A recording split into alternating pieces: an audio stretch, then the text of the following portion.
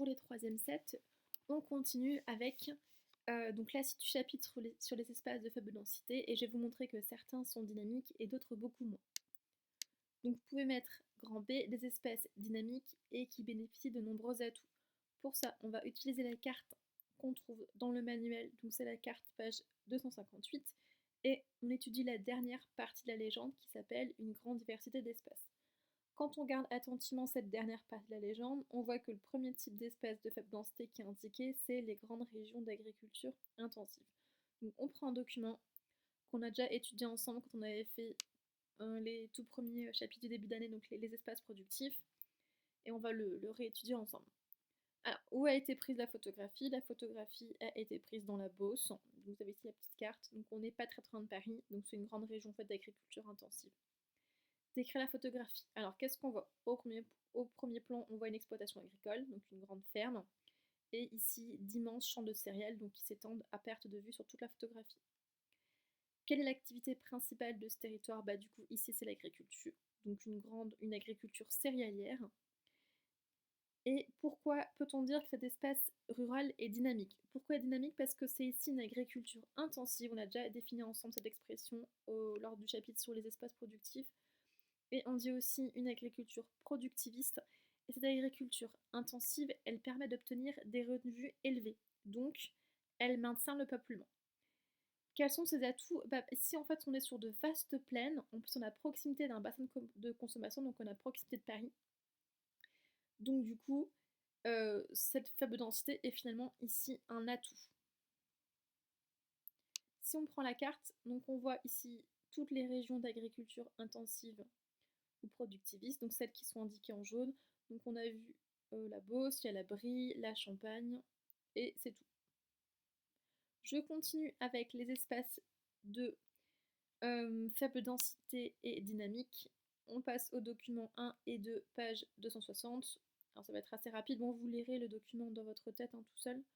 On est ici dans un village qui s'appelle Val d'Isère. Alors c'est dans les Alpes, vous avez Google Maps qui vous indique ici.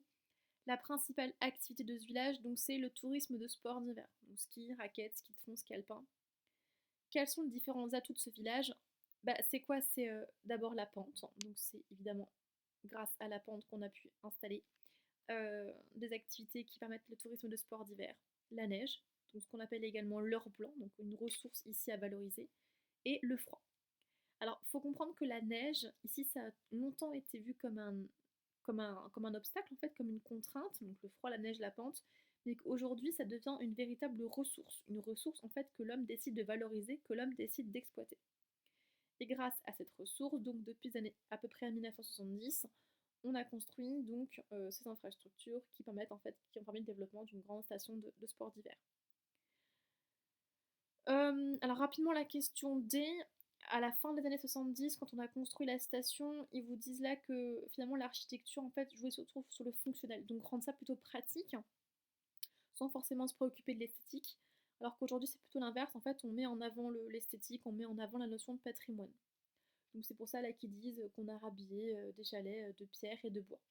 Bon, alors je continue. Quels sont les autres espaces de faible densité dynamique? Il nous reste, c'est celui-ci. Alors non, pardon, je vais trop vite. Donc les principales régions touristiques de montagne, donc c'est celles qu'on vient de, enfin comme le Val d'Isère, donc les Alpes, le Jura. Et donc maintenant je passe au tourisme vert.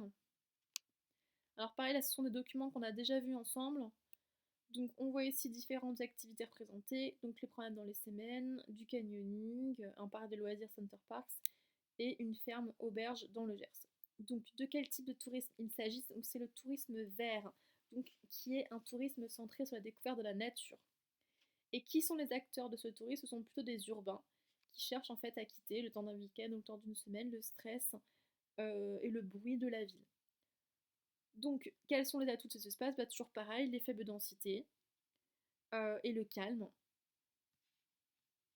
Et donc, il restera à écrire la leçon que je vais vous faire parvenir. Non, je vais trop vite. Ça, je passe. Voilà, là, donc la leçon, elle est là. Donc, certains de ces espèces peuvent être dynamiques et possèdent de nombreux atouts.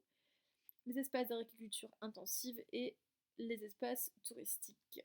Et voilà, si vous avez des questions, vous m'envoyez un email.